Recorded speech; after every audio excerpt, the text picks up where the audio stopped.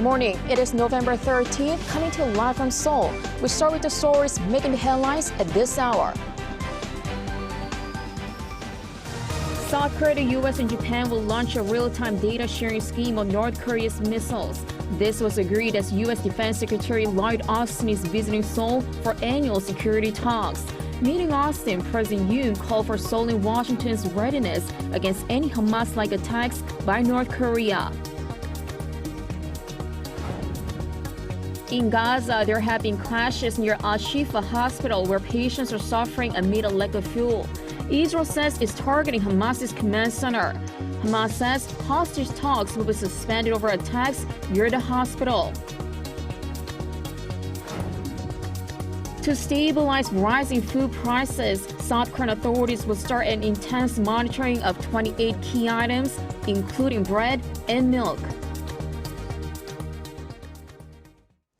Tensions escalate in Gaza as Hamas suspends hostage talks over Israel's attacks near the Shifa hospital.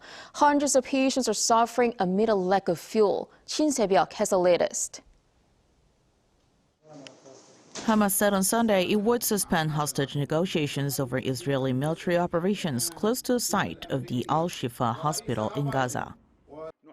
We hold responsible for the hospital massacre anyone who is silent or fails to act to stop it, prevent it, or criminalize the occupation, and hold their leaders accountable before the courts for international crimes. Intense clashes have continued near Al-Shifa hospital, the largest medical facility in Gaza, as Israel has accused Hamas of using the hospital as a cover for a command center. According to the Palestinian Health Ministry, 12 people, including 3 babies, have died at the hospital due to a lack of electricity. Supplies of medicine are also running extremely low, making the situation even worse. However, Israeli Prime Minister Benjamin Netanyahu, in an interview with NBC on Sunday, said that Israel had reached out to offer fuel to Al-Shifa hospital, but Hamas militants refused it. Hamas has denied those claims, while according to the BBC, an official from the hospital said that only 300 liters of fuel had been offered by Israel, enough to power generators for 30 minutes. In the same interview, Netanyahu said there could be a deal made for the some 200 hostages taken by Hamas. This came amid reports of a proposal to exchange some 80 women and children being held for Palestinians in prison in Israel. Netanyahu said military pressure on Hamas would increase the chance of hostages being released, but did not provide concrete details regarding the matter. Meanwhile, Netanyahu on Sunday once again reiterated his stance on having security responsibility for the Gaza Strip for an indefinite period, even after the war ends. We want security control of Gaza, with the ability to enter whenever we want to eliminate the terrorists who can infiltrate the state of Israel. Netanyahu has made similar comments regarding Israel's security responsibility for the Gaza Strip in the past. This is in opposition of the United States' stance, as was reiterated by Washington's top diplomat Antony Blinken last week when he said that Palestinian views need to be at the center of conversations about Gaza's future. In response to Netanyahu's recent comment, according to Israel's public broadcaster Kan on Sunday, the United States reportedly asked for clarification. Shin Se-byuk, Arirang News. South Korea, the U.S. and Japan will launch a real-time data sharing system on North Korea's missiles starting next month. This comes about a year after an agreement by the 3 countries' leaders. Bae-eun-ji has more. Defense chiefs of South Korea, the U.S., and Japan held talks at Seoul's Defense Ministry on Sunday and agreed to start operating a real-time data sharing scheme on North Korean missiles by the end of December. South Korea's Defense Minister Shin Won-sik sat down on Sunday with U.S. Secretary of State Lloyd Austin, who arrived in Seoul the day before. Japanese Minister of Defense Minoru Kihara joined the meeting online. During the meeting, they confirmed that their plans to exchange missile warning data are in the final stages of testing. The warning data includes the missile's launch point, speed, flight trajectory, and expected point of impact. The 3 countries have been working on the scheme for about a year after their leaders agreed to share this kind of information during the summit in Cambodia last November to improve each country's ability to detect missiles from North Korea. The 3 officials also agreed to conduct trilateral military exercises more systematically and efficiently starting next year. They look to finalize plans for such military drills by the end of this year. Separately, military leaders of South Korea and the U.S. also met in Seoul and shared the importance of developing a strong mutual defense relationship. Seoul's defense ministry said Chairman of South Korea's Joint Chiefs of Staff, General Kim Seung-yeom, met with his American counterpart, General Charles Q. Brown, on Sunday, where they reaffirmed their commitment to maintaining a combined defense posture under the Mutual Defense Treaty, as the two countries mark the 70th anniversary of their alliance this year. PangNews, Arirang News.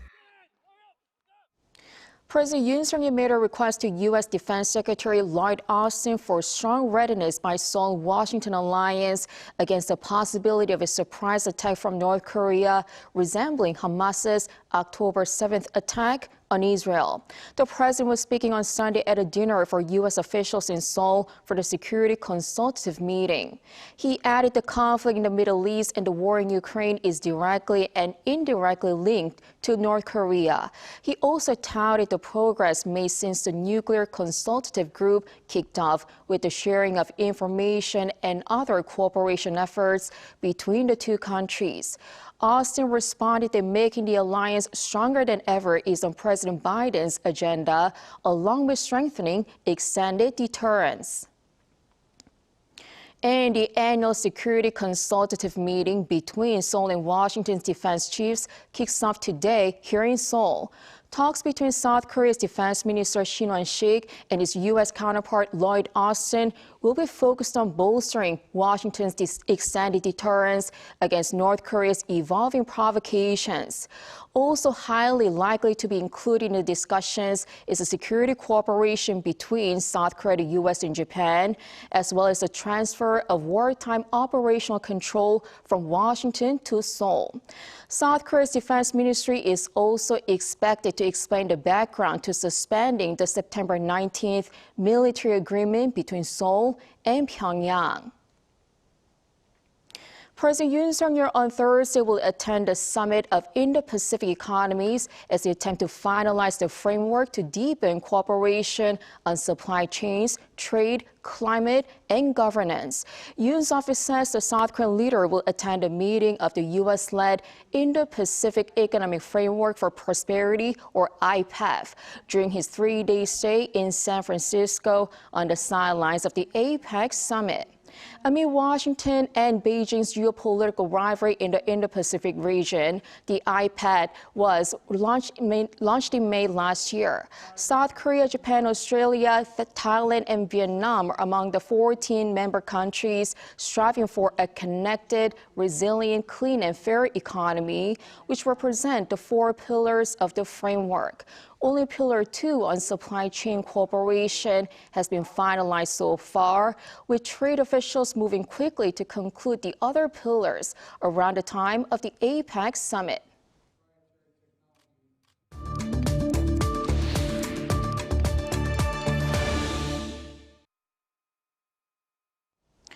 North Korea's increased provocations and deepening military ties with Russia are raising geopolitical tensions on the Korean Peninsula and beyond.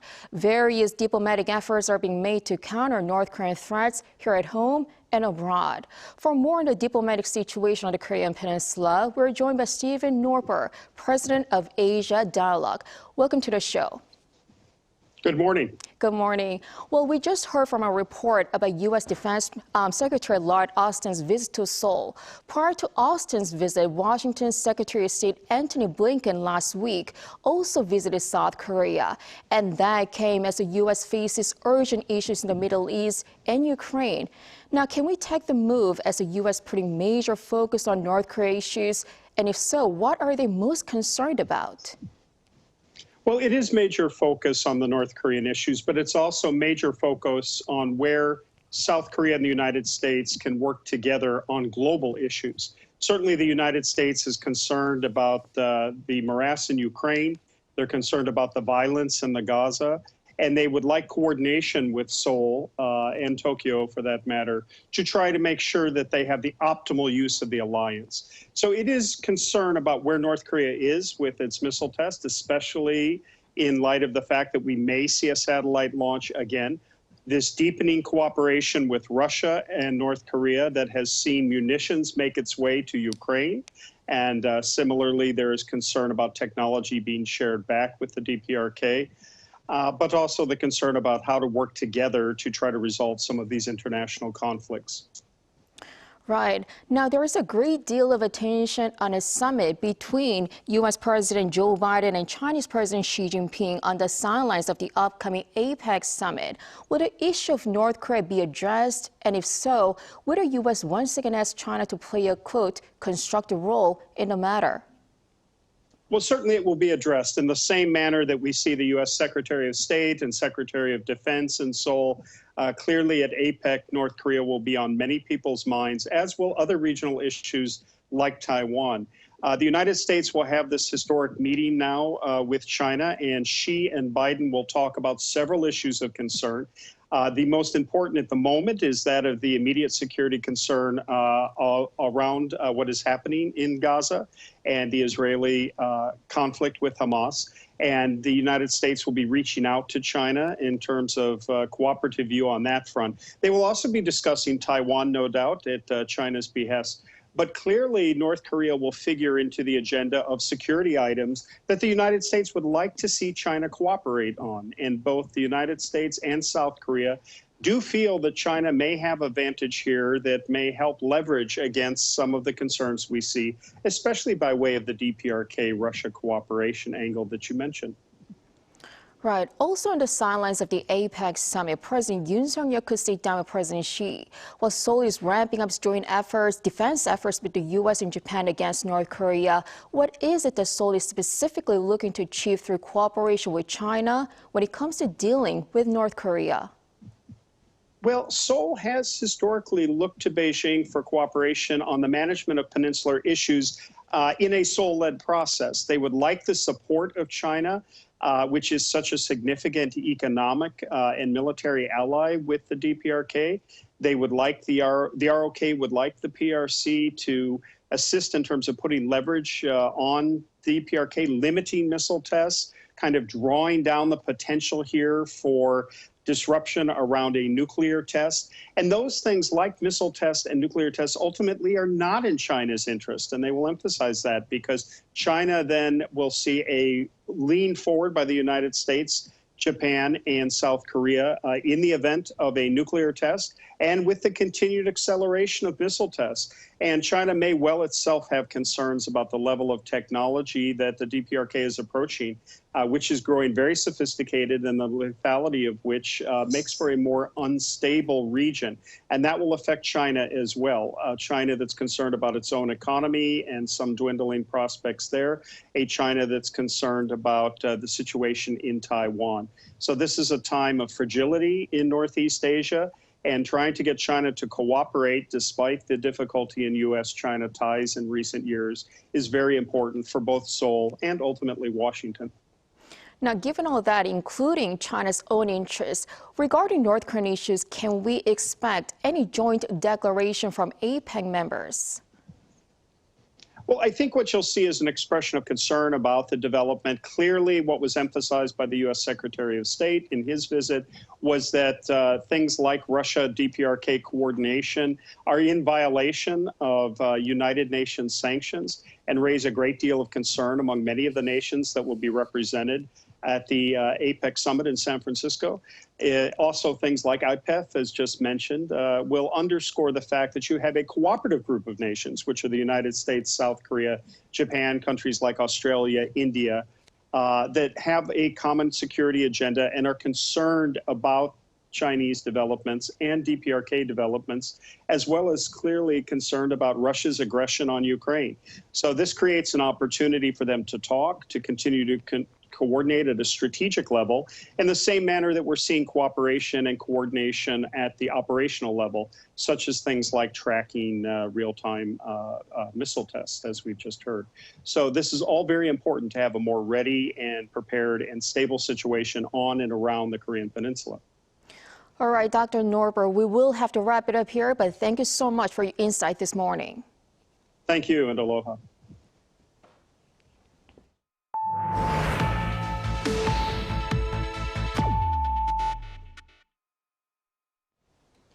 To stabilize rising food prices, South Korean authorities will start an intense monitoring of 28 key items, including bread and milk. Lee Seung-jae has more. South Korea's economy continues to struggle with inflation. While consumer prices have slowed down, the burden on everyday consumers has not yet eased. This is why the South Korean government has decided to closely manage 28 agricultural and food items of which prices have the most impact on consumers.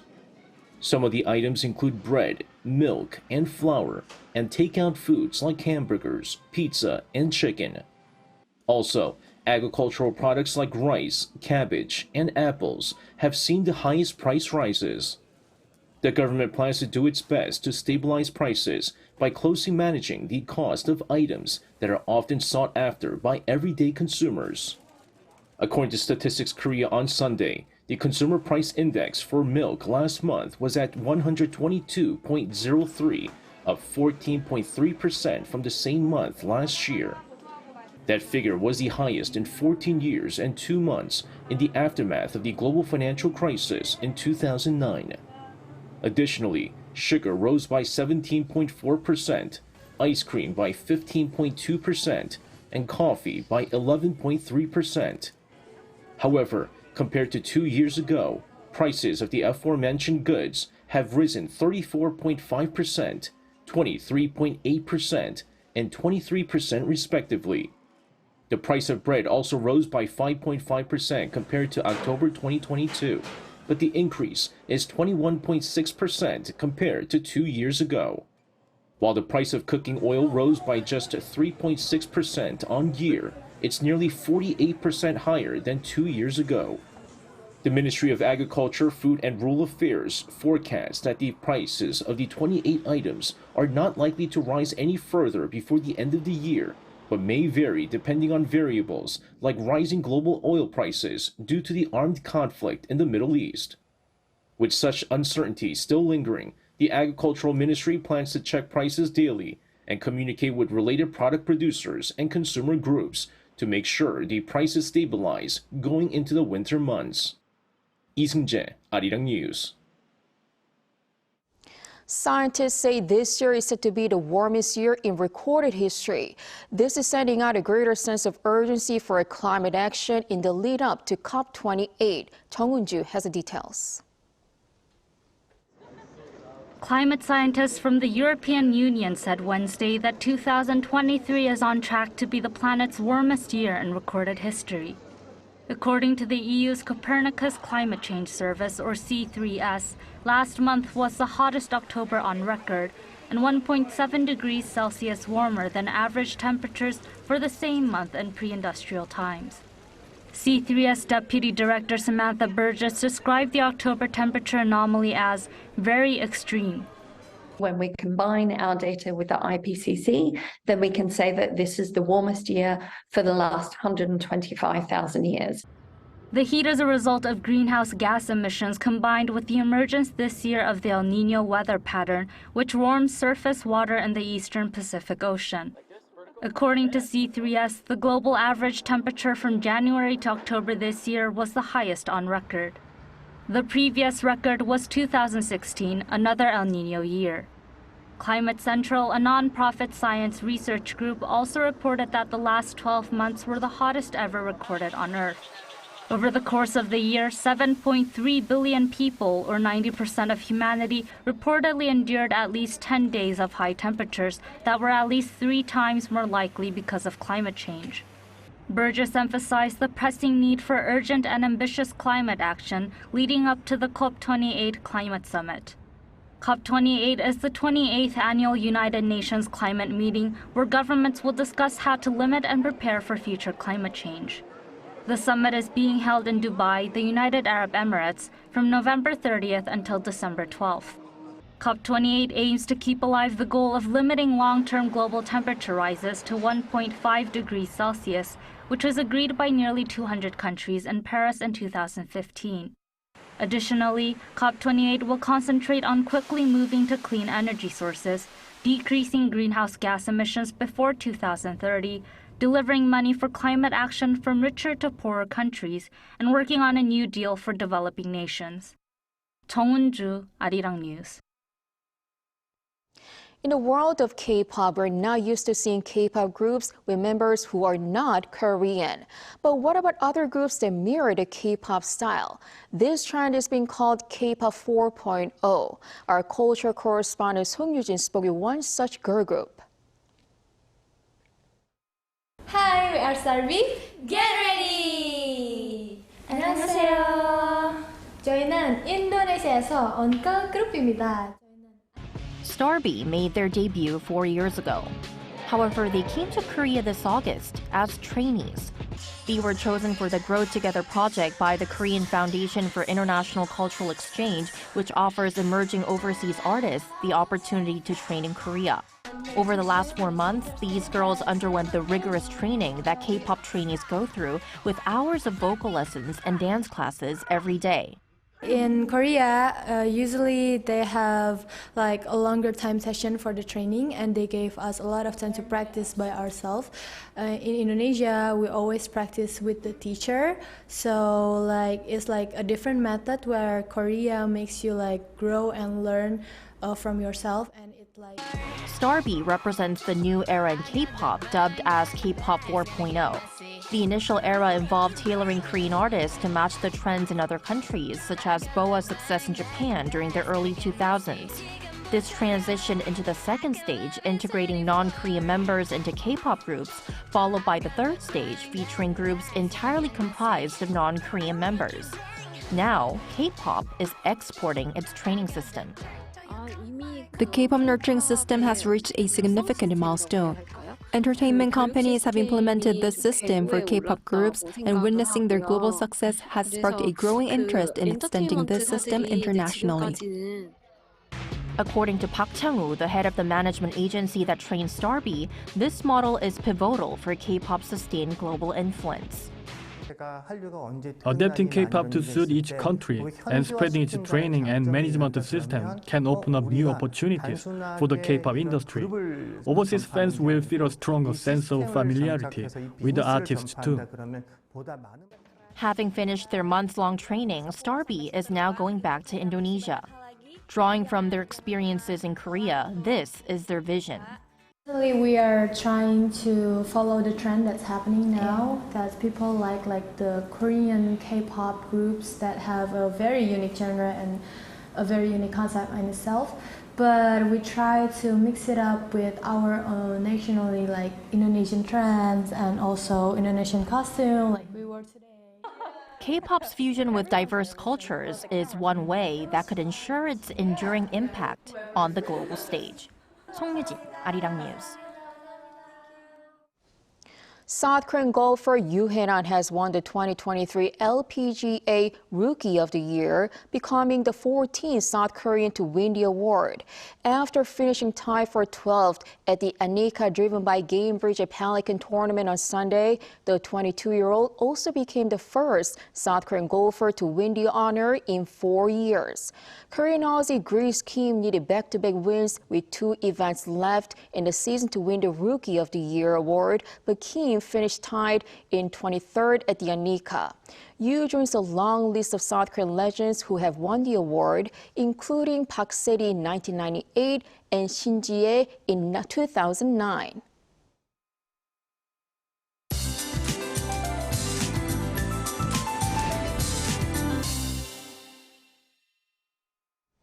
Good morning. Well, isn't it too cold to be mid-November? It feels like just a week ago we talked about autumn leaves changing into brilliant colors, and now we are shivering in freezing temperatures. Feels like -4 degrees Celsius in Seoul this morning, and the cold snap should ease a bit tomorrow afternoon. Meanwhile, mountainous regions in Jeju are under a heavy snow advisory with a mix of rain and snow in store through the first half of the day before turning sunnier, while Gyeongsang-Bukdo province and nearby areas are under dry weather alerts this morning. Chuncheon kicking off the day at around 5 degrees, but we'll see a high of 7 degrees by the afternoon, so as here in the capital. Daegu and Gyeongju will hike to 11 degrees Celsius under sunny skies nationwide. We'll stay below the norms this week. Then Suneung, the college entrance exam, will be held this Thursday. Instead of a chill, there will be rain in most places on the big day. That's Korea for you, and here's a look at the international weather conditions.